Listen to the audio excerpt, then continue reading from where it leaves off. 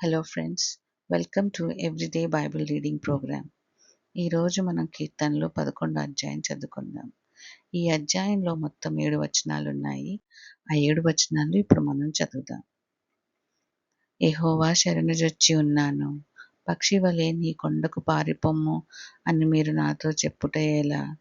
దుష్టులు విల్లెక్కు పెట్టి ఉన్నారు, చీకటిలో యథార్థ హృదయుల మీద వేయుటకై తమ బాణములు నారియందు సంధించి ఉన్నారు. పునాదులు పాడైపోగా నీతిమంతులేమి చేయగలరు? యెహోవా తన పరిశుద్ధాలయములో ఉన్నాడు. యెహోవా సింహాసనము ఆకాశమందున్నది. ఆయన నరులను కన్నులారా చూచుచున్నాడు. తన కనుదృష్టి చేత ఆయన వారిని పరిశీలించుచున్నాడు. యెహోవా నీతిమంతులను పరిశీలించును, దుష్టులను బలాత్కార శక్తులను ఆయనకు అసహ్యులు. దుష్టుల మీద ఆయన ఉరులు కురిపించును, అగ్నిగంధకములను వడగాలియు వారికి పానీయ భాగమగును. యెహోవా నీతిమంతుడు, ఆయన నీతిని ప్రేమించువాడు.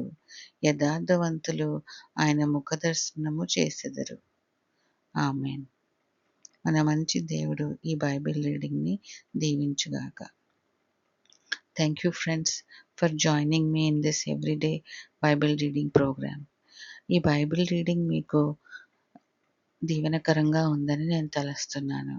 కామెంట్స్లో నాకు తెలియచెప్పండి. Thank you.